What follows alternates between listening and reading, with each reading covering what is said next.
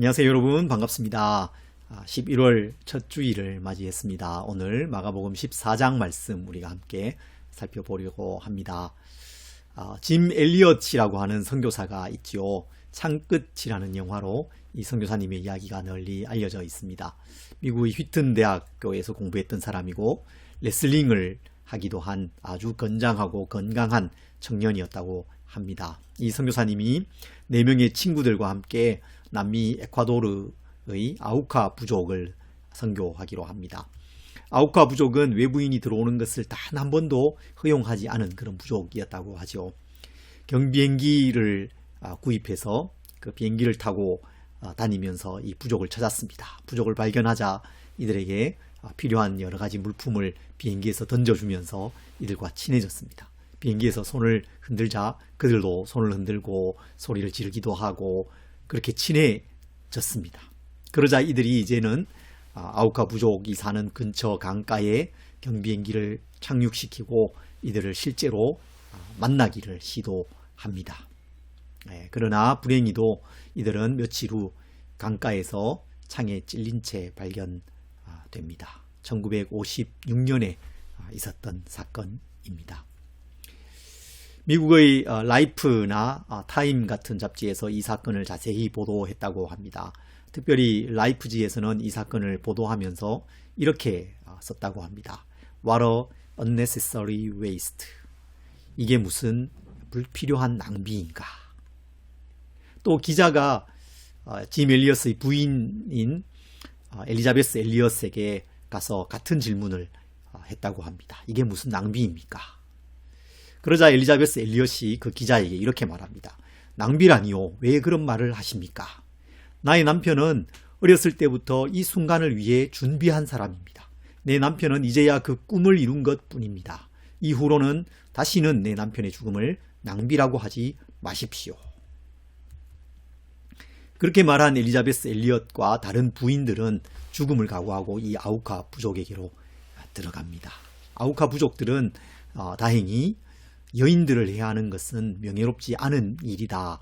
그렇게 생각하는 사람들이었다고 합니다. 그래서 이 부인들을 해치지 않았습니다. 간호를 배워갔던 이 부인들이 이 부족 사람들, 아프거나 다친 사람들을 극진히 간호하고 돌보아 주었습니다.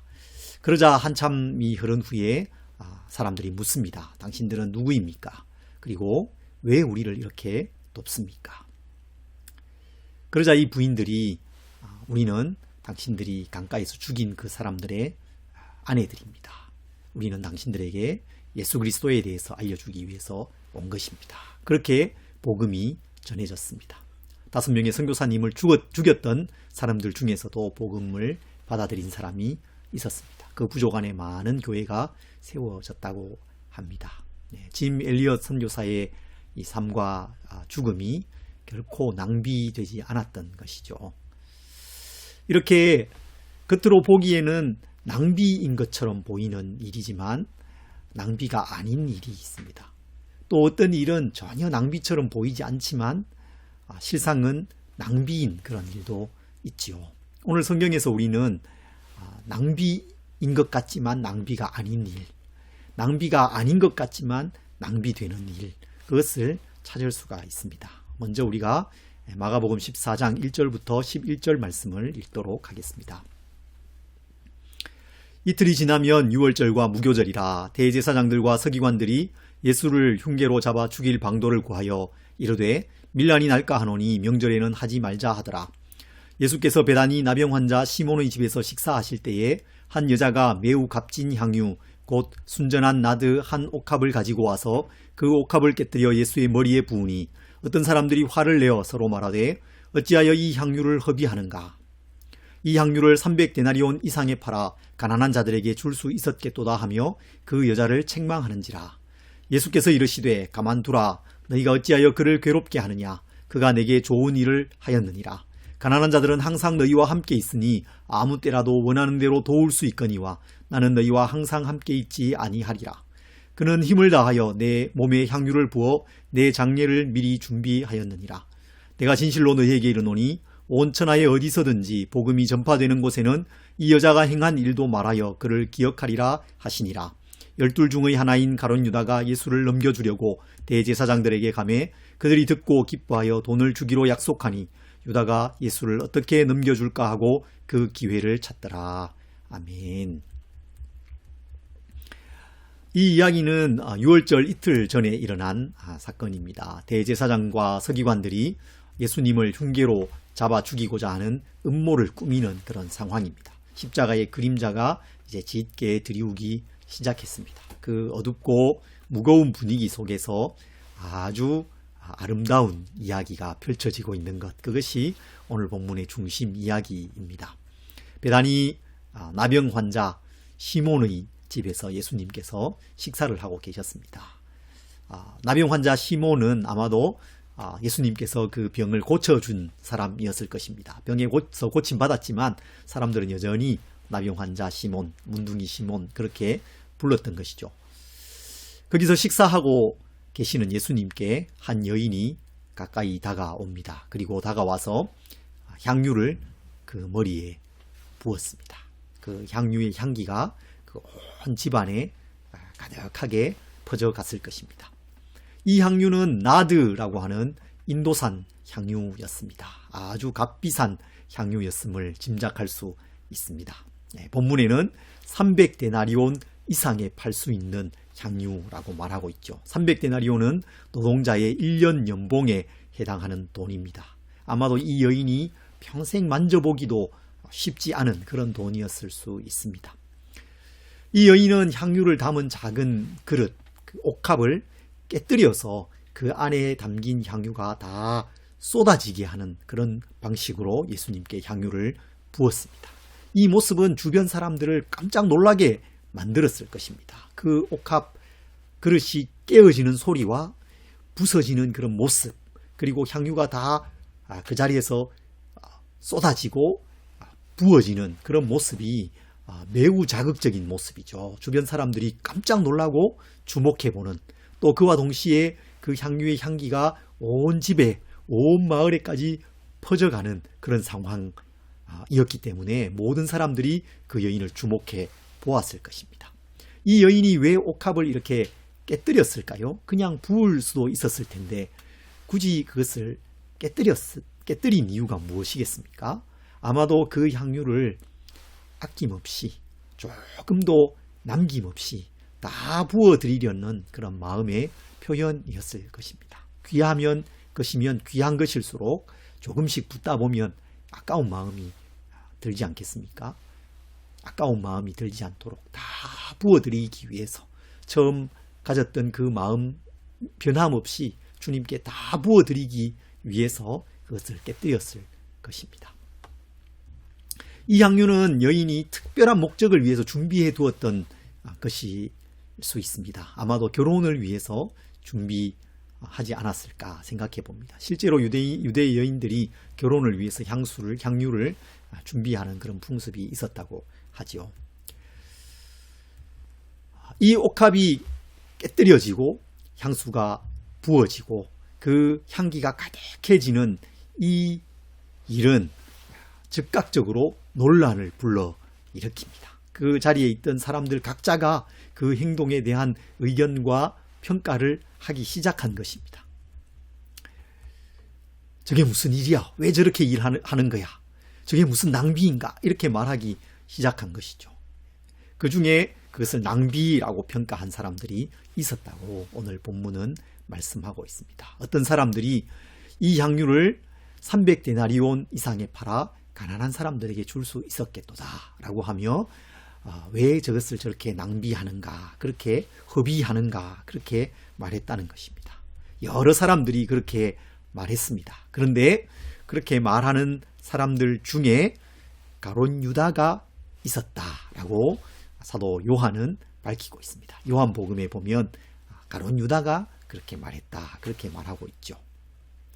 그리고 그의 말은 정말로 가난한 사람을 생각해서 하는 말이 아니었다라는 사실도 요한은 간파하고 있습니다. 가룟 유다는 제자 공동체의 돈괴를 맡고 있는 사람이었죠. 재정을 담당하는 사람이었습니다. 그리고 거기에서 돈을 횡령하고 있었다는 것이죠. 여러분, 가룟 유다는 자신의 돈을 결코 헛된 일에 쓰지 않을 사람처럼 보입니다. 허비하지 않을 사람, 낭비하지 않을 사람, 10원 하나도 낭비하지 않을 것 같은 그런 사람처럼 보입니다. 그 향유가 부어지는 것을 보고 왜 저렇게 그것을 낭비하느냐라고 말합니다. 그리고 돈꾀를 맡고 있으면서 거기에서 적당히 눈에 잘 띄지 않는 방식으로 자기를 위해서 그 돈을 훔치고 있습니다.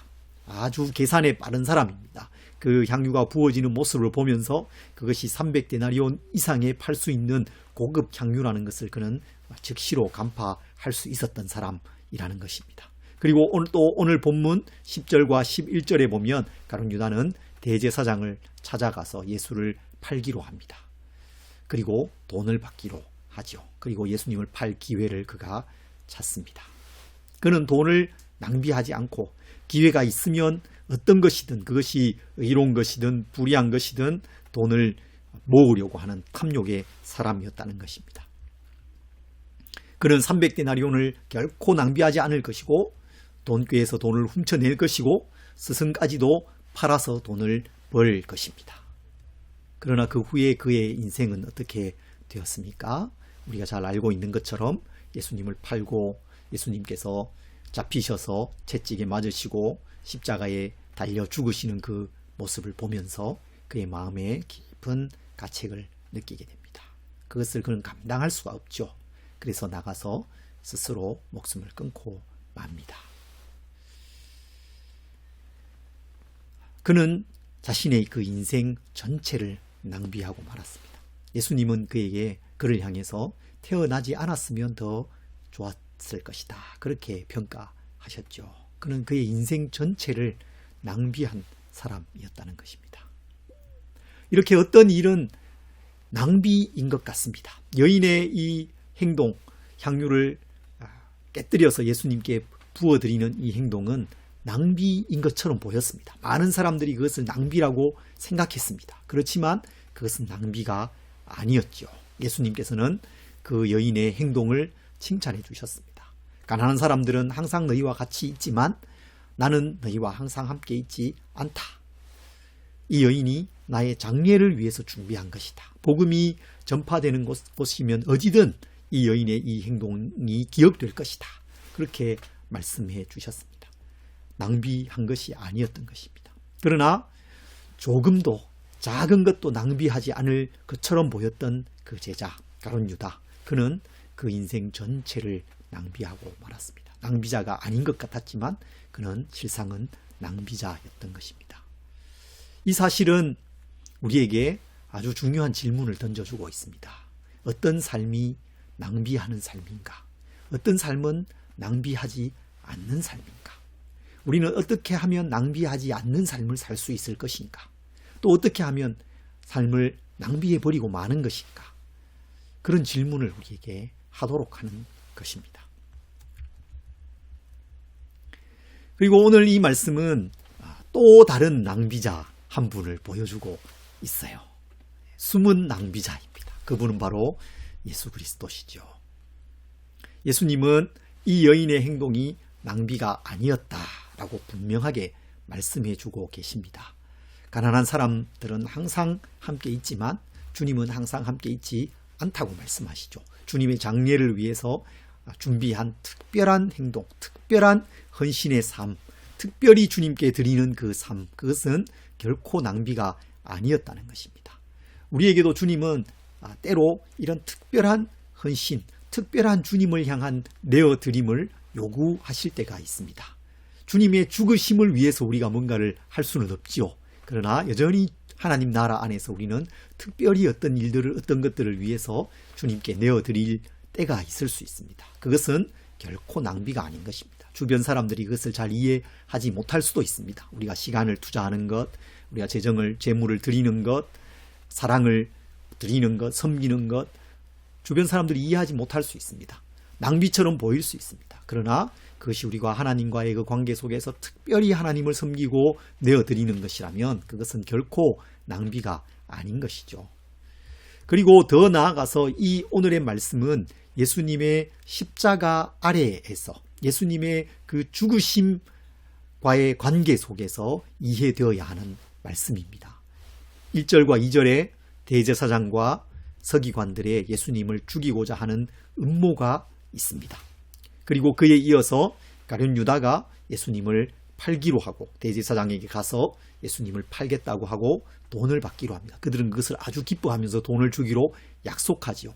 이런 흐름 속에 오늘 본문이 있는 것입니다. 이 두 사건 사이에 여인의 행동이 있어요. 십자가를 바라보게 하는 것입니다. 십자가를 생각하게 하는 것입니다. 그리고 이 옥합을 깨뜨린 것은 예수님의 그 장례, 예수님의 그 십자가를 예비한 것이라고 말씀하고 있습니다. 예수님의 십자가를 생각하게 하는 헌신이었다는 것이죠. 여러분, 십자가야말로 죄인인 우리를 향한 하나님의 낭비였습니다. 예수님의 낭비였지요. 하나님께서 먼저 낭비하십니다. 탕부 하나님이라는 아주 유명한 책이 있지 않습니까? 탕부라는 말은 씀씀이가 헤프고 낭비하는 아버지라는 뜻입니다. 우리 하늘 아버지는 탕부이십니다. 낭비하시는 아버지이십니다. 죄인인 인간의 반역을 인내하고 끝까지 참으십니다. 그분의 그 감정을 낭비하시는 것이죠. 우리를 구원하시기 위해서 참고 기다리십니다. 긴 역사 속에서 하나님의 그 구원을 계획하시잖아요. 그리고 그 계획대로 한 사람 아브라함을 택하시고 이삭과 야곱과 요셉, 다윗과 다윗의 후손 왕들, 그리고 그 모든 마지막에 아들 예수 그리스도를 보내주십니다. 그 긴 역사 속에서, 긴 시간 속에서 이 구원의 계획을 이루어 가십니다. 시간을 낭비하시죠. 하나님의 사람 선지자를 보내시고 그 선지자를 사람들이 핍박하고 잡아 죽이자 마지막에는 그 아들까지 보내주시지 않으십니까?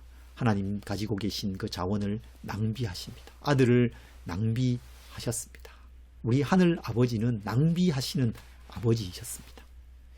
예수님이 또한 그러셨죠. 여인이 옥합을 깨뜨리듯이 예수님은 자신의 몸을 찢으셨습니다. 몸을 깨뜨리셨습니다. 채찍에 맞으셨죠. 그 채찍 끝에는 쇠덩이나 조개 껍데기 같은 게 달려 있었다고 하잖아요. 그래서 때린 후에 그것을 당기면 살갗이 찢어졌다고 그럽니다. 예수님의 살이 찢겨졌습니다. 손과 발에 못이 박혔습니다. 옆구리는 창에 찔리셨죠. 여인이 그 향유를 다 쏟아붓듯이 예수님은 자신의 물과 피를 다 흘려주셨습니다. 다 쏟아부어 주셨습니다. 가장 귀한 그 생명을 우리에게 내어주셨습니다. 하나님의 그 낭비하시는 사랑, 예수님의 그 낭비하시는 그 희생으로 우리가 구원을 받게 되었습니다. 새로운 생명을 얻습니다. 이 세상에서의 그 죄악된 삶을 다 버리고 하나님을 섬기며 예배하는 삶을 살아가게 됩니다. 그 낭비가 없었다면 우리에게는 생명이 없고 소망이 없는 것입니다. 하나님의 그 낭비, 예수님의 그 낭비는 우리에게는 낭비가 아닌 것이죠. 우리의 소망인 것입니다. 여러분, 이렇게 겉으로 보기에는 낭비인 것 같지만 낭비가 아닌 일들이 있습니다. 부모가 자녀를 양육하면서 보내는 그 시간, 그리고 사용하는 그 에너지, 자원들, 그런 것이 그렇습니다. 낭비인 것처럼 보일 때가 있잖아요. 의미 없어 보일 때가 있습니다. 아이들 다 키워 놓고 보면 어느새 흰머리가 나고 주름이 생기고 중년을 지나가고 있습니다. 늙어가고 있습니다. 여기저기 막 아프기도 하고 그렇지 않습니까? 그게 인생이잖아요. 그래서 때로는 그 시간과 삶이 의미 없어 보일 때도 있습니다. 그렇지만 그것은 말로 다 할 수 없는 가치가 있는 것이죠. 부모의 그런 희생과 헌신과 낭비하는 삶이 없다면 자녀는 건강하게 자라갈 수 없는 것이지 않습니까? 곰곰이 생각해 보면 사랑은 한편으로는 낭비입니다. 말할 수 없는 낭비입니다. 사랑하면 이것저것 정말 계산이 서지 않는 그런 일을 합니다. 시간을 쓰고 돈을 씁니다. 하지만 그것은 낭비가 아닌 것이죠. 다른 사람을 섬기거나 돕는 일은 낭비인 것처럼 보이는 순간이 있습니다. 그렇지만 그 낭비가 없으면 사람이 세워지지 않죠. 사람이 변화되지 않습니다. 하나님을 섬기며 공동체를 섬기는 일이 그렇습니다. 나 한 사람이 이 일을 하고 안 하고에 따라서 뭐 대단한 변화가 있을 것 같지 않습니다. 주변 사람들이 오해하기도 합니다. 나 스스로 생각해도 아무 의미가 없는 것처럼 보일 때도 있습니다. 그렇지만 그 일을 감당해내는 그 한 사람이 없으면 공동체는 세워지지 않고 유지되지 않는 것입니다. 그 한 사람, 여러분의 한 분 한 분의 그 수고와 섬김과 함께함이 없다면 교회는 세워지지 않는 것입니다. 그 수고나 애씀과 또 마음의 고민, 기도, 이 모든 것들은 결코 낭비되지 않는 것입니다. 우리가 하나님 앞에서 진지하게 물어야 할 질문이 있습니다. 내 삶을 어떻게 하나님께 드릴까 하는 것입니다. 여러분 최근에 그런 고민을 해보신 적이 있으십니까? 내 삶을 하나님께 어떻게 드릴까? 예전에는 그런 고민, 그런 질문을 하신 적이 있으셨을 것입니다. 그런데 살다 보면 어느새 그런 질문들을 별로 하지 않고 하루하루 살기에 급급할 때가 있지 않습니까? 다시 고민해야 됩니다. 다시 물어야 합니다. 내 삶을 어떻게 하나님께 드릴까? 어떻게 하나님 기뻐하시는 삶을 살까? 그래서 내 삶을 낭비하지 않고 어떻게 살아갈 수 있을까? 그 답을 우리 삶의 이 주변에서부터 작은 것부터 찾아가야 됩니다. 그리고 그것을 해야 하는 것입니다. 그 일이 낭비처럼 보일 수 있습니다. 많은 사람들이 보기에 낭비되는 일, 헛일 하는 것처럼 보일 수 있습니다. 사랑하는 일, 섬기는 일, 수고하는 일, 마음 쓰는 일, 다 손해보는 일처럼 보이고 낭비하는 것처럼 보일 수가 있습니다. 그러나 그것이 낭비되는 것이 아닙니다. 여러분 낙심하셨습니까? 여러분 사랑하기를 중단하고 있지 않으세요? 다시 힘을 내시기 바랍니다. 작은 것 하나도 결코 낭비되는 것이 아닙니다. 다 하늘에 쌓이는 것입니다. 하나님께서 기억하시는 것입니다. 지극히 작은 자 하나에게 한 것이 나에게 한 것이다. 그렇게 우리 주님께서 말씀하셨습니다. 벌써 11월이 되었습니다. 올해도 이제 2달 정도밖에 남지 않았죠. 시간이 참 빠릅니다. 인생도 정말 빠르게 지나갑니다. 저도 벌써 이제 50을 바라보는 나이가 되어가고 있습니다. 오늘 말씀을 묵상하면서 저는 이제 더는 인생을 낭비하지 않아야겠구나 그런 생각이 들었습니다. 지금까지도 물론 열심히 살았습니다. 낭비한다고 하지 않고 낭비하지 않고 잘 살려고 살았죠. 그렇지만 지나고 보면 그것이 낭비한 삶이었구나 이렇게 돌아봐지는 일들이 있지 않습니까? 이제는 낭비하지 말아야 되겠습니다. 하나님께 묻고 지혜와 분별력을 구하고 성령의 인도를 구하고 하나님께서 기뻐하시는 삶, 헌신과 섬김의 삶을 살아감으로 낭비하지 않는 인생, 하나님께 드려지는 삶 살아가는 우리 지체들이 다 되시기를 소망합니다.